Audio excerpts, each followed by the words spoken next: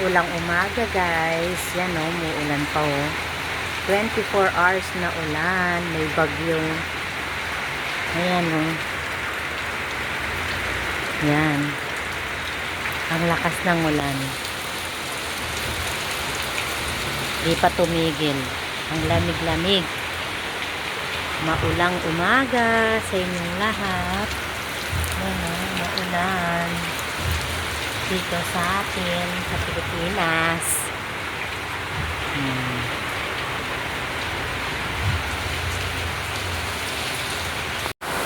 Good morning. Maulan guys. Yan. Lakas na ulan. Kakatama. Nagigising ko lang. Yan.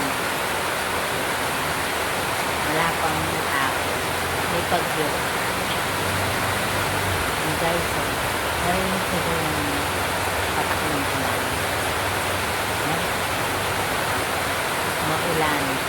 May bagyo. Tulog pa yung mga kasama. Wala. Walang magawa. Yan. Malamig.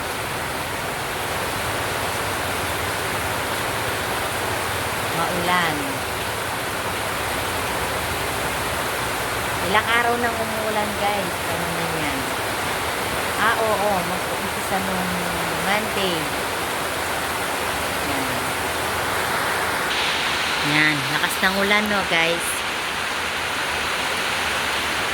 Kakatamad. Walang magawa.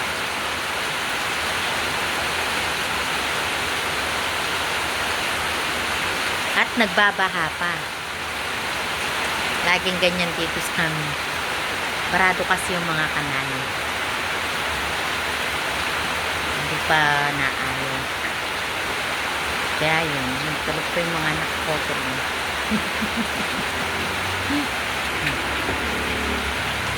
Para may video.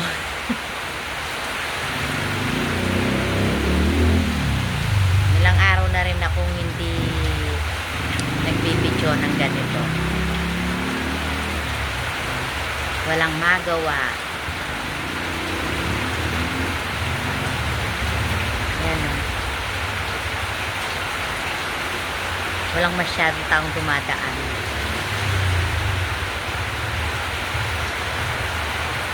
Wala atang pasok. Bye-bye po. Yung anak ko di pumapasok. Nag-aaral sa college.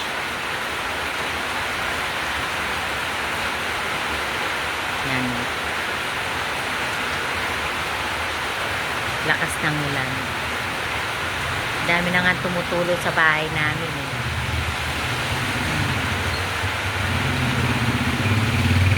Lamig. Wait lang guys ha. Mag-iinit muna pala ako ng kape. Magkakape muna ako. Wait lang.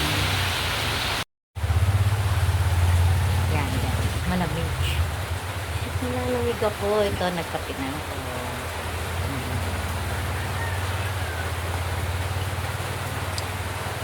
Kakatamad nga tumayo eh. Ang sarap matulog. Dahil malamig. Kaya lang, hindi pwedeng magbabad sa higaan. Alam nyo naman, may pinapaaral para sa ekonomiya. Ay, napanood nyo ba yung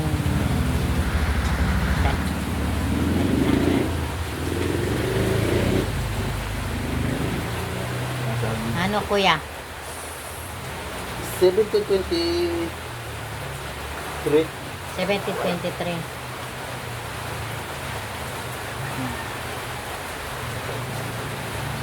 Lima. 17-21. 25 din. Hindi mo makugot. Ito.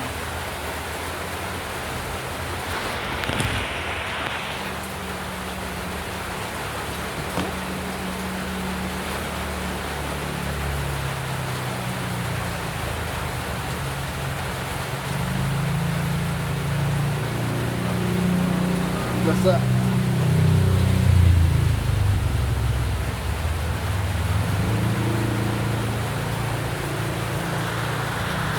Yan. Walang masyadong tao. Yung iba walang pasok daw. Sabi ni Kuya, pinauwi sila. Mga construction, wala silang pasok. Pero yung ibang factory yata meron.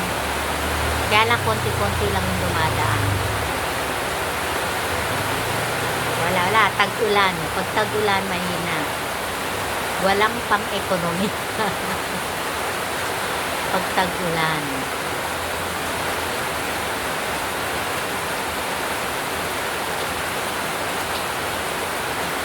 Kumbaga sa may kasabihan ng mga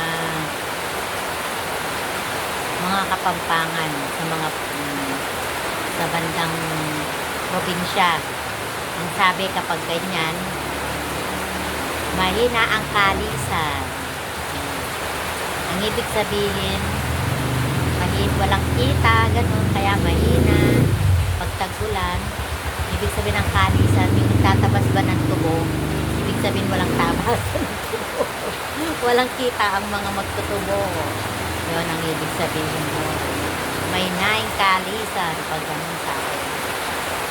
Pag tag-ulan. Ayan guys, so lakas ng ulan. Ay, kung napanood nyo pala yung last kong mga video, yung birthday ng pinsan ko, yun, overnight din yun. Di ko na lahat pinakita guys kasi yung lugar na yun, kung saan nag-birthday yung pinsan ko, sa Dia Town din yun. Kung saan din kami, na videohan ko na kasi yun eh. Kaya hindi ko na lahat pinakita.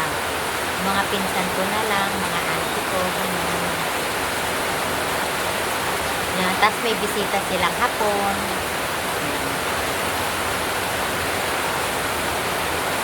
Yung pinsan ko kasi, asawa niya hapon. siya yung nagrenta nun. Kaya, dun na lang, nag-overnight kami. Lock na tulog yun. Tapos, ang kulit-kulit ng hapon, yung lasing. Makulit! Kaya lalo akong di nakatulog. Kasama niya kasi uminom yung asawa ko. Yung bisita nila. Kaibigan nila. Kaya yan. Ang lakas ng ulan guys. Wala, mahina na naman. Wala na namang kita.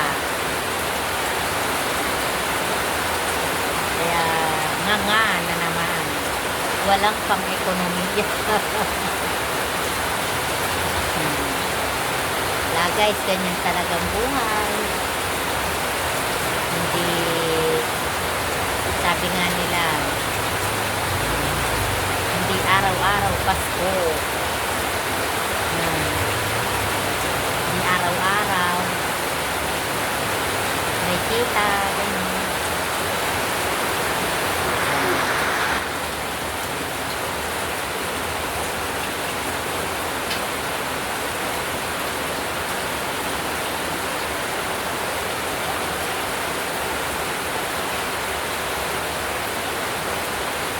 Di pa ba kayo nauunod sa pagmumukha ko guys? Bagay guys, wala kayong choice. Joke. Hindi. Siyempre, wala naman kasi akong alam na ibang content. Siyempre, wala pa naman tayong kakayanan na halimbawa, yung siyempre, hindi naman kagaya sa mga kumikita na, di ba? Yung pa-travel. Hindi ko kaya yun guys. Hindi ko pa kaya. Dahil syempre, bago pa lang. At saka kung halimbawa, kung kumikita na, ganun. Syempre, unahin ko muna yung pag-aaral ng mga anak ko. Ganun lang yun.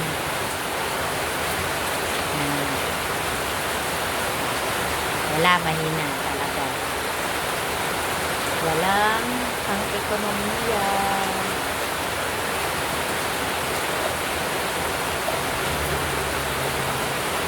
Kaya kapag tag-ulan, higpitan.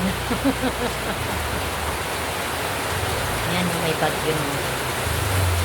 Ay, lakas ng yung motor.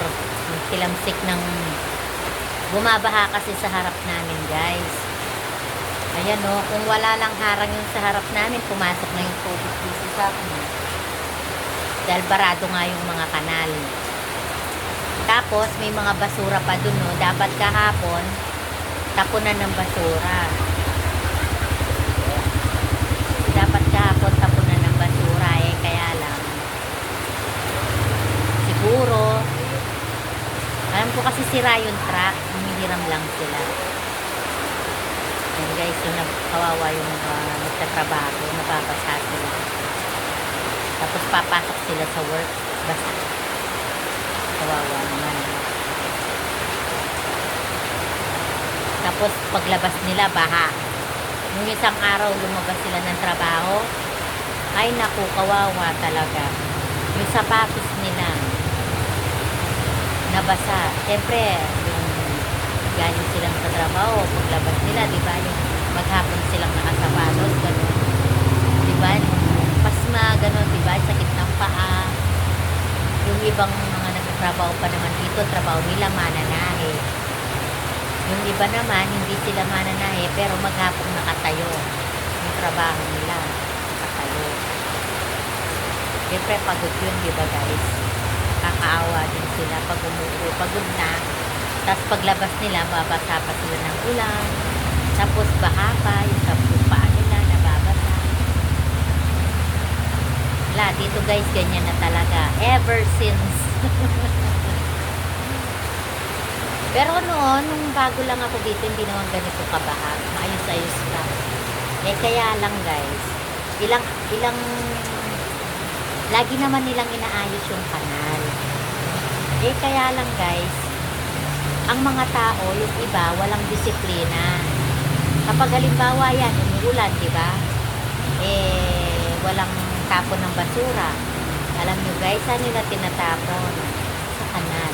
Pinapaagos. Kaya, yun, nagbabara. Kaya hindi mo alam kung ano ng mga tao, no? Iba-iba yung pag-iisip nila, pag-uugali, gano'n. Hindi nila naisip kung ano magiging consequences ng mga ginagawa nila. Yun, kaya dito baha, dito sa amin, nung nagbara doon banda, dito lang sa may street namin, sa may kanto, barado, puno ng basura. Eh, hindi pa napapaayos. Siguro dahil busy pa yung sa barangay, gano'n. Nakaulan, hindi rin nila yan. Nasa tao din kasi eh. Pero noon guys, hindi naman ganun yan. Eh, yung iba, nawawala na sila ng disiplina. Nung isang araw guys, alam nyo ba, nung unang ulan, nung unang baha, ay, ang baho-baho talaga. Amoy malansa pa.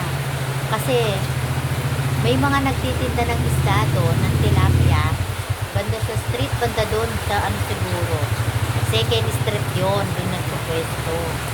Eh siguro,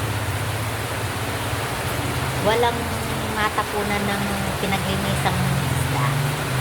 Yung tinatapon din sa kanal. Eh, syempre dito, barado.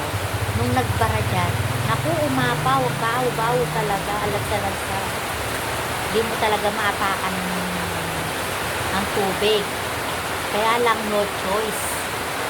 Tapos yung mga nagtatrabaho, naku, nadidismaya sila. Kawawa sila. Sabi nila, ang baho naman, ganyan.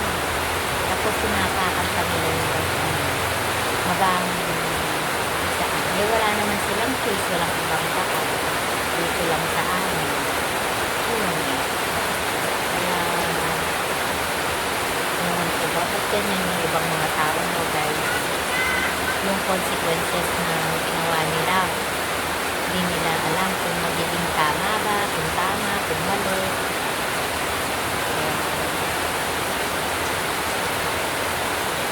Hindi mo ano. Dito banda sa harap namin, yung kanal sa harap, sementado yan, di ba? Hindi ano yun, hindi siya barado, dun lang. Kaya pag may butas yung binutasan namin yung dito namin sa may bandang malapit sa gate, kaya yung ano pumapasok ganyan yung tubo. Bumababa naman. Kaya lang dahil ano lang, maliit lang yung butas, hindi na ano man, hindi lahat na papasok, kaya baha pa rin. Kaya pumapasok din sa amin guys, no? Sa may pintuan namin. Lalo pa naman yung kalahati ng ano namin dito sa garahe. Inalis na ng bayaw ko kasi delikado na. Lumang-luma na at bumabagsak. Inalis na niya kasi delikado, lalo na yung mga bata, yung mga pamangkin ko, mga anak ko, minsan nag-standby siya. Yung tinanggal na. Kaya yung kalahati ng garahe niyan, wala nang yero. Kaya yung ulan niyan, talagang damang-dama namin. Damang-dama namin ang bagyo at ulan.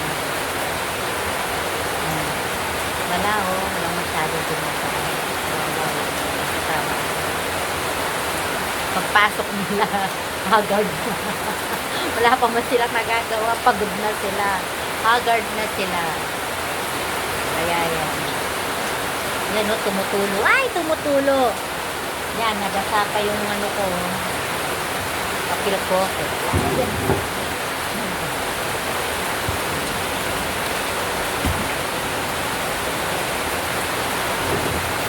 Yan. Wala, ganyan talaga. Ang buhay. Weather lang talaga. Yan. Wala akong ma-video dito lang kasi ako sa bahay. Pag nandito na guys ako sa bahay at wala rin akong gagawin, wala. Gusto ko minsan mag-video, kaya lang baka inisip ko, baka naumay na kasi kayo sa akin, kaya hindi ako araw-araw nag-upload. Pero ngayon, dahil maulan, wala na rin akong upload.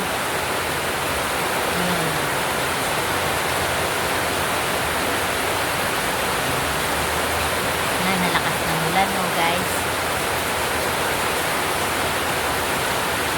Wala na naman pang ekonomiya.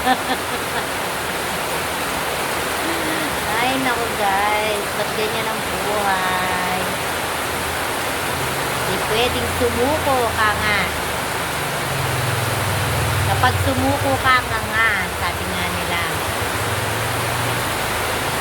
Yan. Kung bagyo na guys, kawawa. Kawawa yung tao. Ang trabaho lang.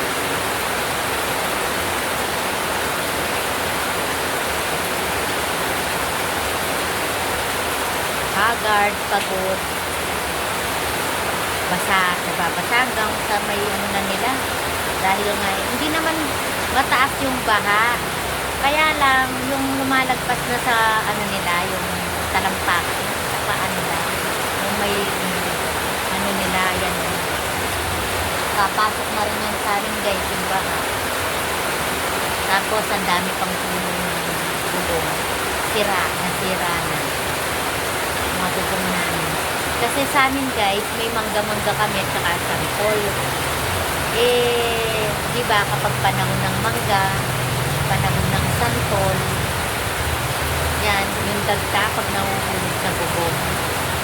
Yung dagta ng dahon, ng kahoy, yun. Kaya nangalawang-kalawang na rin yung mga bubong namin guys. Wala kaming budget, yan o. Pang gawa. Kaya yan guys, ngayon lakas na naman tulog. Wait lang guys ha. Ayan guys, so baha oh. Yan, tinanggal na kasi namin yan, delikado na kasi. Yan oh, delikada, kalahati na lang siya oh.